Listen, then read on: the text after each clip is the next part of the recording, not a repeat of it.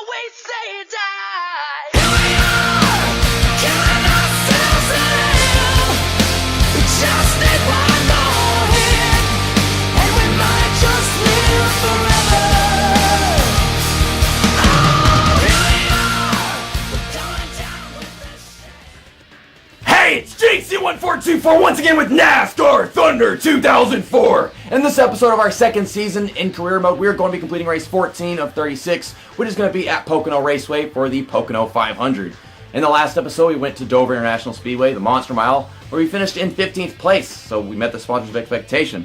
I wasn't expecting to be able to finish that high. I remember we had people all over our back bumper towards the end of the race. I think Matt Kinseth was one of them. We started 21st. Sucks I couldn't qualify where they wanted me to, but today we're going to Pocono, and this is a track where I expect to do better than usual, but in all reality, this car is lacking in a lot of speed from what I practice. It's still lacking in horsepower, and that really kills me in the straightaways. But this Pocono is indeed the easiest track to race at in this game whenever it comes to how the AI are designed. Who was it that won the last race? Ryan Newman got his second win in a row. He won the race before that, which was the Coca-Cola 600 right there. And yeah, it's his third win of the season. But I think he's trying to climb his way to get to the points lead. If Ryan Newman wins the championship in this game, it's going to happen a lot earlier than it did in reality, which actually never happened, but golly, came close so many times. Tony Stewart has got a 61-point lead over Jeff Gordon now, because I guess Jeff Gordon didn't run a good race, but he was catching him for a while. And we are down in 16th place because I think we finished in front of Jeff Burton. Yeah, Jeff Burton, he blew up early on in the race, so that practically confirmed that was going to happen. And then I finished in front of Bill Elliott for sure. Maybe I'm getting these two drivers backwards, like maybe Bill Elliott blew up instead, but I don't remember. I swear it was Jeff Burton. Let's go to race weekend. Click select our equipment, and I've got news for you guys. We're going to Pocono Raceway with a special guest for the first time in like half a year. The last time I did a collaboration, none other than my favorite YouTuber on this entire website, What If Racing. Hello. How's it going? Okay, well, he's introduced himself. He plays NASCAR games, racing games. His commentary is top notch. He's like the best driver out of the entire freaking community, except for like maybe Dale Reynolds. I haven't got confirmation on that because this guy doesn't have a PS4 yet. But let's go to qualifying. Today we're using Dale Reynolds' paint scheme, and that's obviously because this is, well, Pocono Raceway. The reason why I've decided that I wanted to invite What If Racing to come here for a race at Pocono is because this is obviously his home track. I mean, he lives in Pennsylvania. I don't know how far away from Pocono he lives, but I just overdrove turn 1. I mean, I only live about 50, 55 minutes away. It's certainly the closest track to me. Then there's like Watkins Glen, which is about like 3 hours. So it's certainly considered my hometown track for sure. I think Dale Reynolds lives like 2 hours from this track. He lives in Connecticut, like right between New Hampshire and Pocono Raceway. I doubt you've ever been to New Hampshire, and I doubt you'll ever go. That was a horrible entry to turn 3.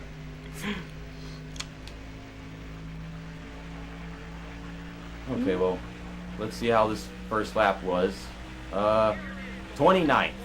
Could do better than that. I've practiced and I've qualified like in the top 5. So that's what I'm aiming for. Just on the brakes in time for turn 1. Still overdriving it a bit. Well, I can still really take advantage of turn 2. My braking point is like that second sticker. Like they got 2 black stickers like you go to the corner, and I always like brake like at or a little bit after the second one. And I try to turn right afterwards as well. Okay, trying to make this a perfect corner. It's getting stiff. It wants to hit the wall. I don't appreciate that. Oh my goodness. I could use a little more grip, and we'll probably have just enough next time we come to this track. But yeah, we're just really bad on acceleration right now, and we'll start well, but we're sure as hell not going to finish as well as we qualify. Okay, I think what I need is like a 52.1 to get on pole here from what I've seen. What are we going to get? 52.5, probably top 10. Nope, 14th on the outside, but that's not big of a problem for me. Well, got Bobby Labonte on the pole with Jimmy Johnson in second place. I guess Bobby Labonte is still trying to make that comeback. Well, let's just hope we handle the start well. I wasn't doing very well whenever I was practicing, so God knows how bad I'm going to do now that you're watching. Yeah, there's a lot of pressure. can hear my heart beat more than I can hear you. Oh my god. That's wonderful to know that I can do stuff like that to people. That's wild. Bobby Labonte is in his Frankenstein paint scheme, and Sterling Marlin is starting next to me. Well, ain't that dandy? Nope, side draft. I mean, we're side drafting at like 100 miles an hour. Golly, they just have so much acceleration even at the starts. I am zigzagging. That's not healthy. It's already better than NASCAR 8 when you like. Oh god. Two wheels slid on the start. Look how far away they are from me going through the first corner. I'm going to be able to gain quite a bit going down the, well, not going down the back straightaway, but going into turn 2. If I don't have someone way down underneath me going to the corner. Okay, here we go. Brakes in time. They also slow down coming off of turn 2 as well, but we just gained all that time back. They got big people making contact! Oh my god. And they also get on the brakes early for turn 3, so we'll get past Dale Jr., not Dale Reynolds. I didn't even need to let you guys know that, but I did. Damn, man. You got the acceleration off the corners. I can stick with them if I have the draft, just a little bit. Barely. If I don't have the draft of somebody in front of me, then yeah, people are going to be all over me, and it's going to be history from there on. Looks like Dale's trying to get past Elliott Sadler. Where did you finish here? Well, I don't know why I'm asking this. That was ages ago. I was going to ask you where you finished here whenever you ran like your second season races at this track. Season 2. I'm pretty positive that I either got the pole and fell back way far in the race, like around maybe 20th, 15th. Yeah. It sounds like something I would have been able to do. I didn't get on pole just because I didn't run the best of laps, but I know I'm very capable of doing that. Yeah. Sparks are still flying up ahead, and I don't know why. Oh, well, I'm glad we're getting a shit show here for me. I appreciate that game. Still Sparks flying. What the hell are you guys doing up there? You're all over the place. I'm in 10th, and I'm capable of passing cars once tires get worn. Like, even my aggression is not going to be able to save me. Oh god, we're getting so tight in the corner. I think I just locked the brakes up, and that was the problem. I'm trying too hard to actually do something in turn 1, because I know that's my weakest corner here right now. Yeah, you'll be... Probably always will be. Yeah, your good advantage is definitely getting into the tunnel turn. Cause this is not a smart idea, by the way. This right here. Attaboy, I'm proud of you. Oh my god. Slide job? That's a Pocono slide job? Kind of. I mean, I passed 2 cars, and I got passed by the other guy. I mean, it kind of worked. Dale Jarrett was all the way at the bottom, and then he just like threw it into the corner like that. Oh my gosh, we get tight off of turn 3 almost every time. Well, on worn tires, I know how tight we get off turn 3. Like, if I try so hard to pass people going to the corner. Well, started 14th, made up 4 positions, and now I'm kind of just stuck in 10th. Unless I can really stick with Dale Jarrett through turn 1. And is that Michael Waltrip? No, wait, that's I think it's Michael Waltrip. I can't tell. Or I thought it was like an alternate paint scheme for Jerry Nadeau, but he started behind me. Yeah, they're really starting to get away. Maybe I can gain enough time going to turn 2 right here.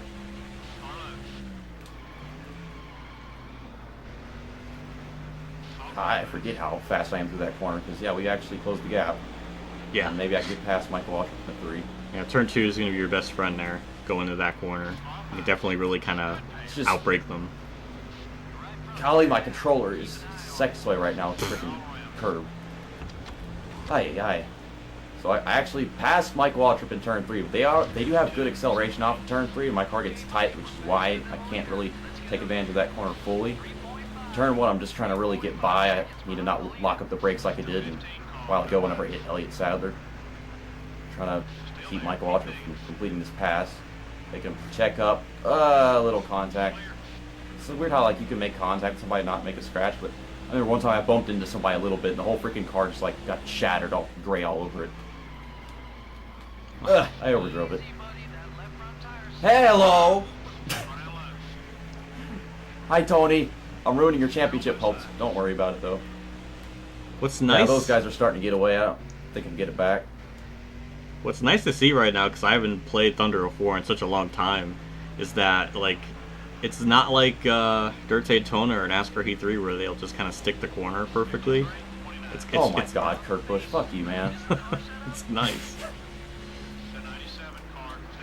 Oh. Okay, that was an interesting sight. That's I mean, I it. kind of knew Tony Stewart was going to do that, but the way they both just went in so aggressive. Oh my god. And now Michael Waltrip's getting back around us, but kind of just going to close back in on Tony Stewart right here. They get on the brakes just so damn early going to turn 2 that if I forget that they do that, I could just absolutely create a 60% rivalry on somebody immediately. I was practicing and I did that to Ricky Craven at some point. It was awful. I guess I can try blocking. It's like a Damn it, freaking car's just veering off to the right. it's like a semi-sweat mode That sort of thing. thing going on here. It's got that thing where the car, whenever you're not steering, it actually does on its own. So like I have to constantly turn left. It's not as bad as in the NASCAR Heat games, but still it's irritating. Okay, try to get him to... Nope, he's not trying to block me. He's just going to sit in that middle lane. Ugh. Oh my god, the tire wear is making me just crash into him. And we're back to 14th where we started. But pit stops are like 3 laps away. 3 Yeah, laps is a lot of laps at this track. yeah. At this point, your tires are really starting to burn No. off, and it's certainly gonna hurt Almost the other crashed. car. Now it's just got to hang on. They pit on lap 7. Oh my gosh. Yeah, that's a big Oh, undercut. back- I mean, they can certainly make it all the way to the end if they pit now. But the With problem that in is, mind, I'm probably going to be faster than Michael Waltrip, but by Jeff Burton and Sterling Marlin. I'm so freaking tight now that I have to brake more than them in every single corner. Even like, well, not turn 2 yet, but I will soon. So that much. Dang it, not close enough. I know if you get close enough to them while they're like against your quarter panel, they do actually check up. But eventually, they have such a big run that you can't really stop them. I'm getting a bit of a runoff, try to keep it off the wall. Matt Kinsley keeps on hitting the brakes. And now he's blocking me. This is beautiful. Well, he got around Marlin. Where the hell are the sparks coming from? No one's... Okay. I don't know, for me, like, I don't have no freaking special setup that causes my front of my car to hit the ground, but they didn't touch each other. I don't know what the hell's going on. We're going down pit road this time. Same old 70 miles an hour. Somewhere over there. Don't speed in. That would be such an embarrassment. This race is going quite well right now for a collab, which is something that usually doesn't happen. I obtained 0.2 seconds of damage. What if thinks I should drop the wedge? I don't know if this is a good idea, but he's a genius, so I'm just gonna go with what he said. yeah, hopefully that works out. See, I've made the adjustment, well, to the car, but I need to adjust myself now. Don't take that the wrong way, though, guys. Dale Earnhardt Jr., Christian Fittipaldi, Ricky Rudd getting off pit road. Well, actually, Christian Fittipaldi, he's second pit stop. I was for a second thinking, how is he beating me off pit road? But no. That was a good stop. I No remember mistakes. I was practicing here a while ago, and Bill Elliott came off pit road right next to me. And as we were merging onto the track, he wouldn't give me room. He was trying to force me off, and I guess it's like part of the programming. But that didn't happen this time. Yeah, that Now it happens. says 31st place. That is very bad, very awful. But we still have tons of people to pit because sometimes people wait till like lap 14. So looking forward to that. Kevin LePage is in front of me. Why? Like, what? Was there something wrong with my pit stop, or is he running? Actually, that's not Kevin LePage. I just forgot. That's Stanton Barrett. Okay. He must have. Still, Stanton Barrett's in front of me. That doesn't make any sense either. You got out of my way. That's cool. You're so much better than Kevin LePage already. You actually got out of people's way instead of getting in their way. Dive on into turn 2. Don't give him any of that vehicular diarrhea into the corner. That would have been painful. Okay, 26th. Leaders are still pitting. I was about to say, like, gotta have a lot more to gain, but looking at the map right now, they got a bunch of leaders on pit road. If I'm somehow, like, in 15th where I left off, where I took my pit stop, that's gonna be a bit of a miracle. Yeah, we still got a bunch of cars on pit road. Let's just see how many I pass. I'm gonna be watching that number. 25, 24, 23, 22, 21. Okay, let's focus on entering the corner, not crash into somebody going here. Mark Martin getting on the track. Okay, so 18th, and I see about 5 cars in front of us that we are definitely capable of catching. The thing is, they have 4 lap pressure tires, so yeah, I think I'm going to barely get a top 20 in this race.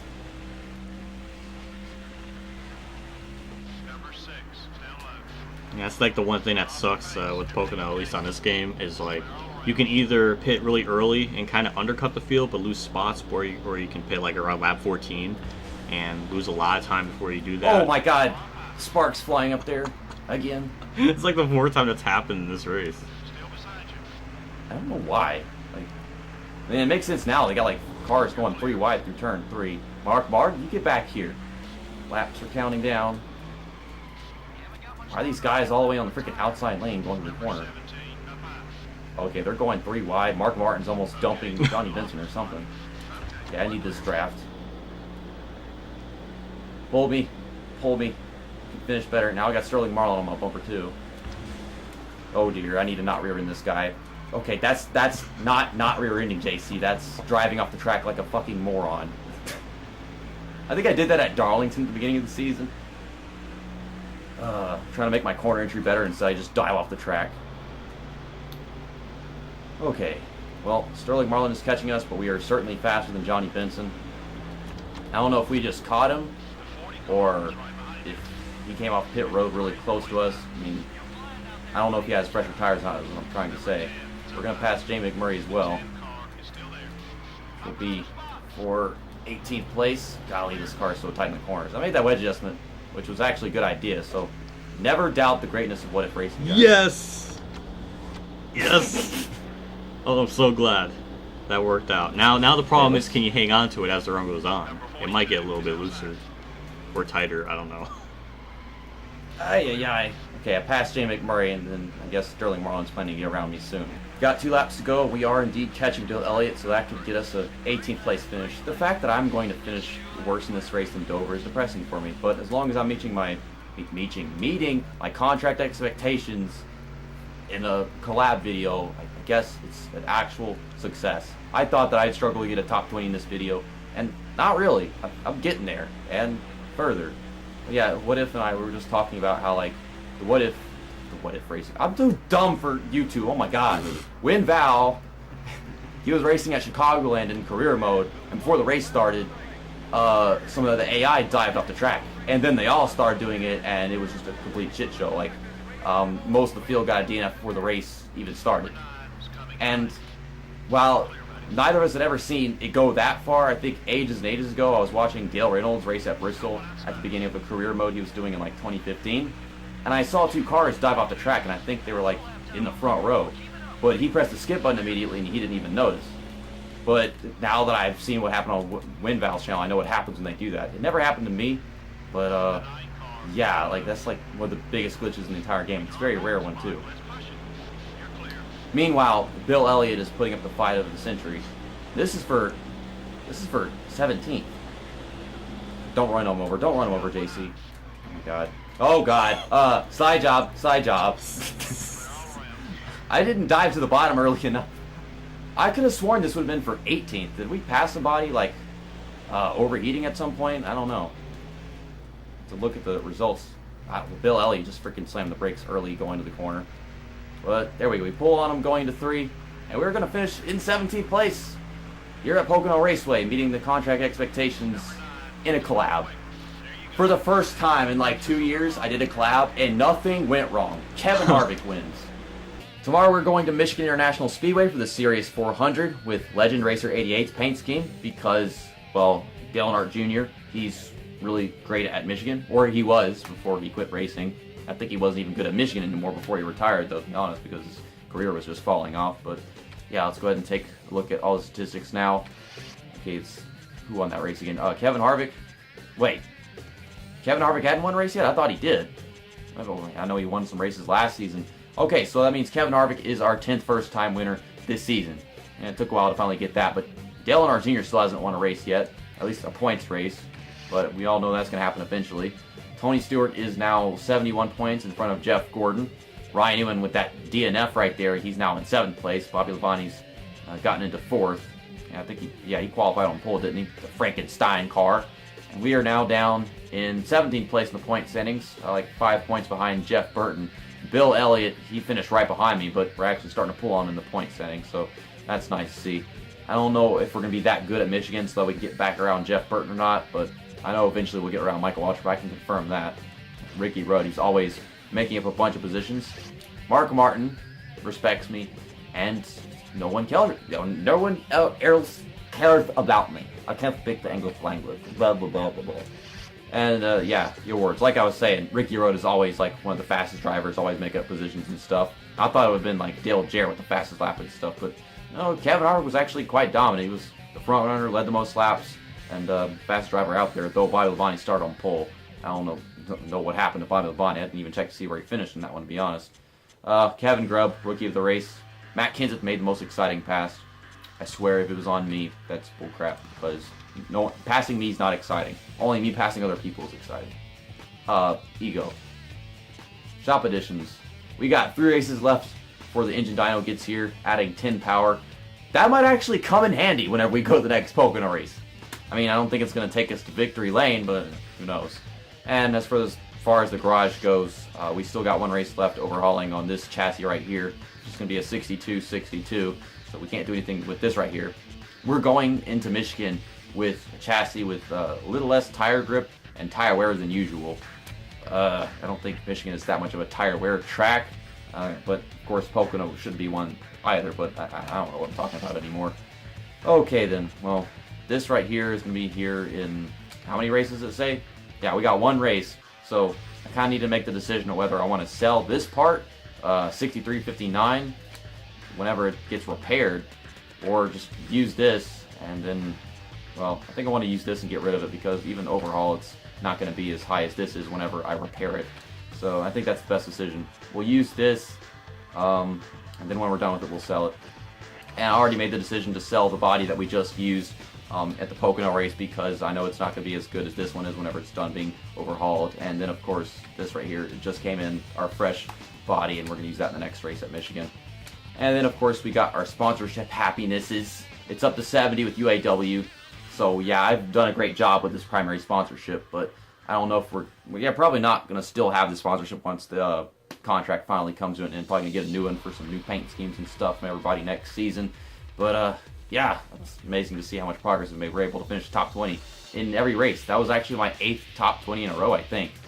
Okay, secondary Coca-Cola is up to 73 happiness. Yeah, we met all expectations in that race. We got a bunch of money, like $500,000 in that race, I think. Almost $600,000.